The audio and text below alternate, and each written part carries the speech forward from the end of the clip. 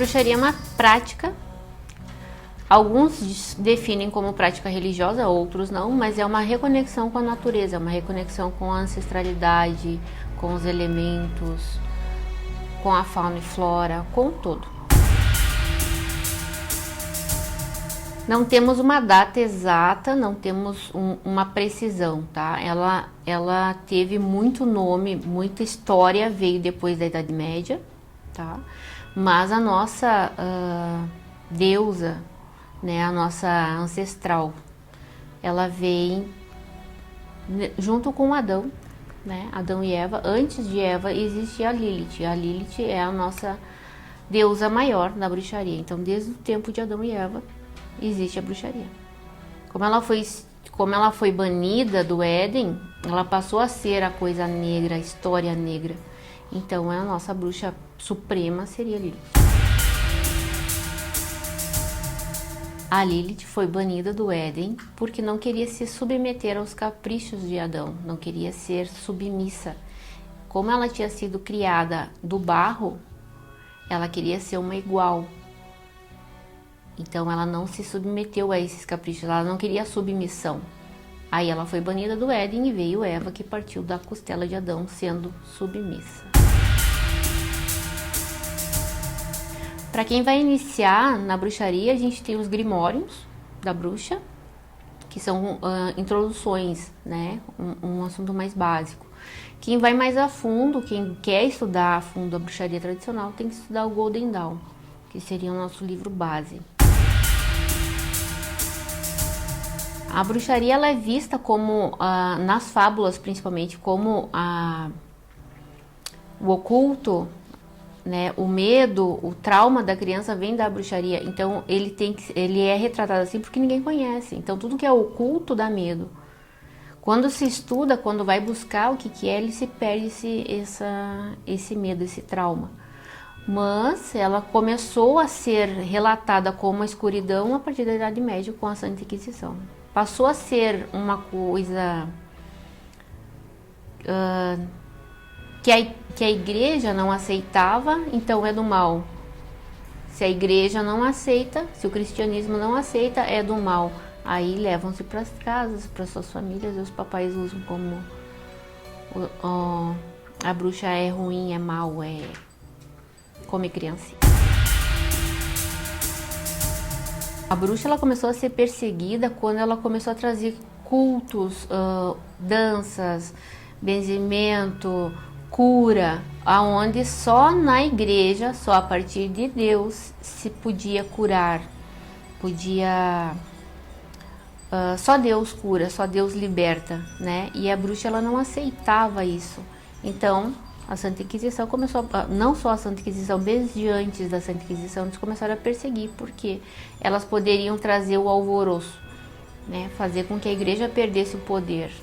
A Santa Inquisição foi a maldade, né? Foi a perseguição, não só nas bruxas, tal, mas o povo cigano também está ali, junto com outras culturas que não seguiam a igreja, não seguiam a crença religiosa, né, do cristão. Então eles foram perseguidos porque ou tu te curva a um Deus, ou você não faz parte daquele povo, daquele clã ali. Nos países americanos, norte-americanos, eles cultuam muito mais isso, né? O Halloween ele é muito forte lá. Alguns países europeus também, tá? Londres, Irlanda também, eles têm bem forte essa cultura celta, essa cultura da bruxaria é bem forte lá. Então eles trabalham muito em todos os sabás, não só no Halloween, né?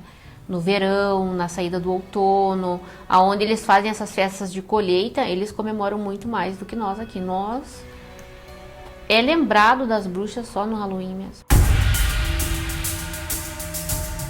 A bruxaria ela tá crescendo muito em todos os pontos, em todas as questões. Tá mais aberta, os estudos é mais fácil hoje em dia estudar, né? Tem muitas obras aí que a gente pode acompanhar. A rede social também está ensinando bastante coisa. E essa descoberta da ancestralidade, esse estudo dos ancestrais aí também está vindo com força total, com outras técnicas também e outras religiões que estão crescendo e estão trazendo a bruxaria junto, né? Por exemplo, o povo cigano tem muito de bruxaria ali dentro, porque além de sofrerem muito com a Santa Inquisição também, o povo cigano vem com muita erva, vem com muita sabedoria ancestral ali, e isso está crescendo. Outras religiões que também trazem um pouco de bruxaria, a Umbanda, Quimbanda, a Nação, trabalham com ervas, trabalham com cultos, trabalham com sabás também. Né? Então está crescendo e isso não está mais sendo tão questionado, a população em si está aceitando muito mais, né, a bruxaria. Então está crescendo e bem provável assim que toda família hoje em dia tenha uma ou duas bruxinhas perdidas por aí. Os rituais a gente usa todos os elementos, né? Cada ritual tem o seu elemento específico. Mas o que mais potencializa o ritual da bruxaria é a fase da lua. A gente usa muito da posição lunar e planetária também para potencializar a frequência energética dos rituais. Seja para amor, seja para prosperidade, para proteção, é a lua que define.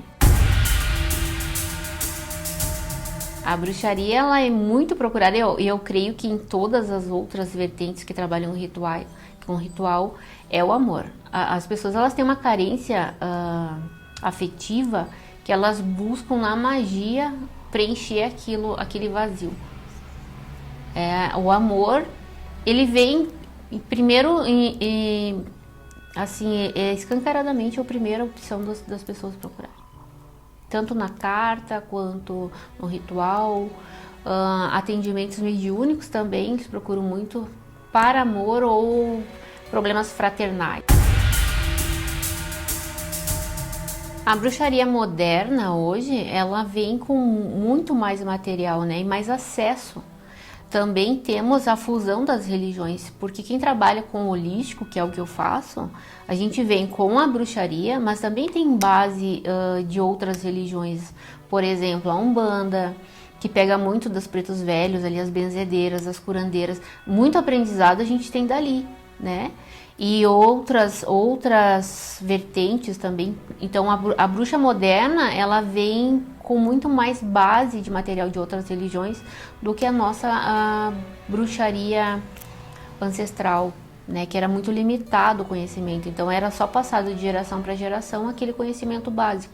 Hoje não, hoje a gente consegue agregar junto de outras vertentes, potencializar o nosso trabalho. A bruxa, ela já nasce bruxa, né? Ela já nasce com essa essência, ela já nasce buscando recolher uma pedrinha, saber mais sobre ervas, ela já fica mais do lado da mãe ou da avó, ali tentando trazer alguma coisa. Quem não tem essa base e quer se tornar uma bruxa, tem que começar pelo Grimório, né? Tem que começar os estudos pelo Grimório. Puxa muito, a natureza puxa muito a bruxa. Então, quem quer estudar, quem quer iniciar nessas práticas, ela já sente. É uma coisa muito de essência, assim, a natureza chama ela, né? Ela tá sempre em contato com a terra, com a água, e é diferente uma bruxa da outra, elas têm uma conexão com o elemento diferente, cada uma tem o seu elemento que chama, né? Que potencializa a sua força. Então essa conexão com a natureza é o que vai te definir quem você é, se está pronto ou não. Ao contrário do espiritismo, né, que é o teu grau mediúnico. Nós é o grau de conexão. A bruxa, de uma certa idade, assim, na fase adulta, por exemplo, ela se identifica quando ela não consegue dormir, por exemplo, que ela precisa se voltar para a natureza, ela precisa fazer essa reconexão. Ela se sente incomodada, muito incomodada com a sociedade. Com mídia, por exemplo, também é uma coisa que incomoda muito. A bruxa que não despertou, a gente chama. A bruxa que não teve o despertar ainda. Ela se sente incomodada com pessoas comuns, pessoas que estão presas ali na matéria, sabe? Buscando sempre dinheiro, dinheiro, dinheiro, dinheiro, prosperidade. Elas não focam no todo.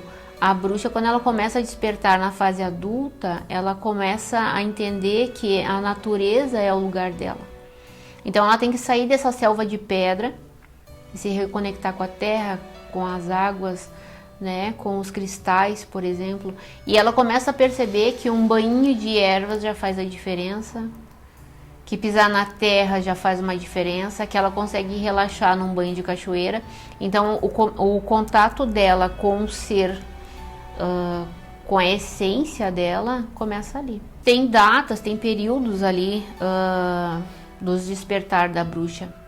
Na fase da infância, ela já vem de berço, né? Ela já vem de berço com essa essência, com essa mais aflorada, assim, para a terra, para os animais. Os animais chamam muita atenção das crianças, né?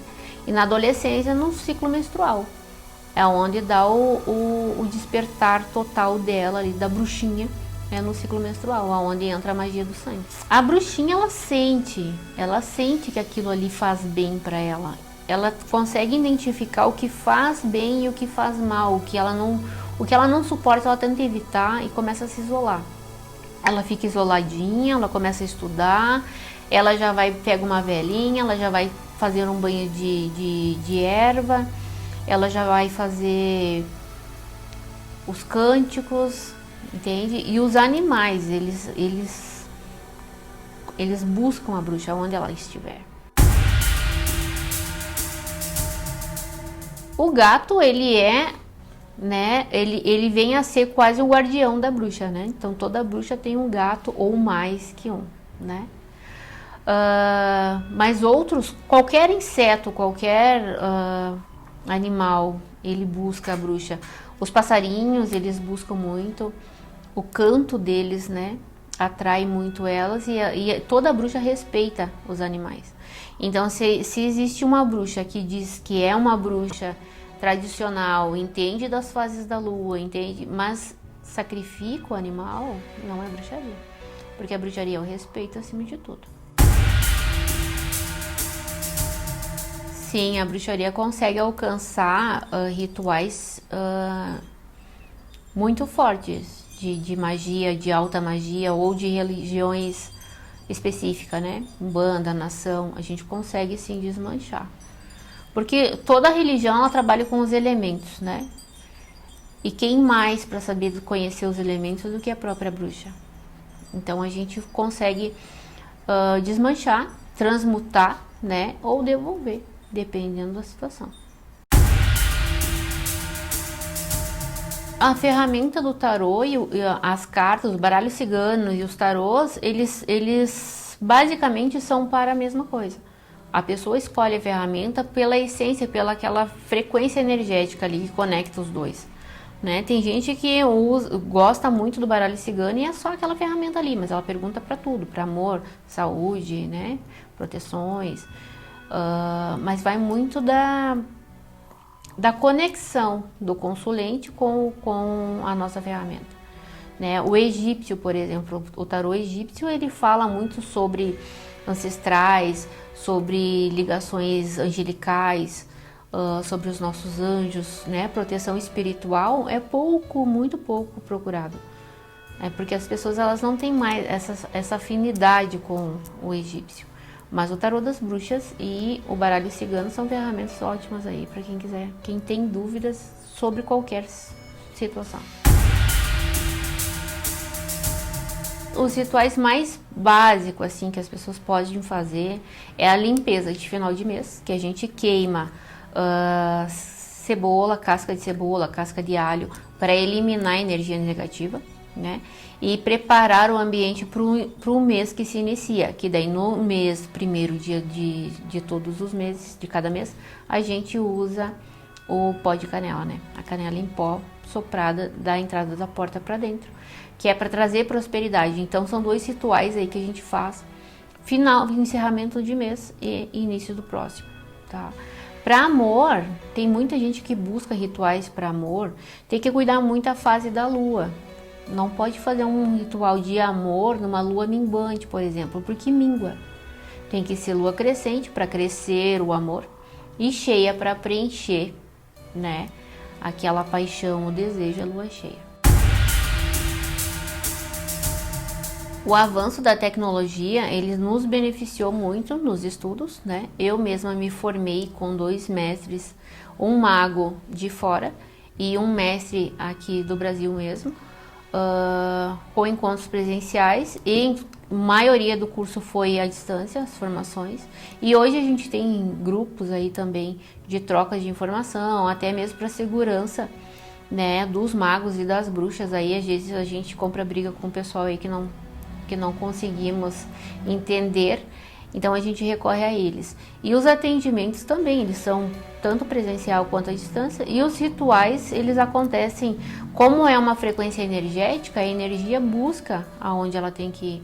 Não precisa o consulente estar de corpo presente para fazer o ritual, nem todos, né? Casos raros a pessoa precisa estar presente. Os atendimentos, tenho aí atendimentos fora do país, inclusive em alguns países europeus, né? E o atendimento acontece assim muito bem, não temos queixas, não interfere, a distância não interfere, porque a energia é atemporal, né? Então ela vai aonde a gente precisa estar.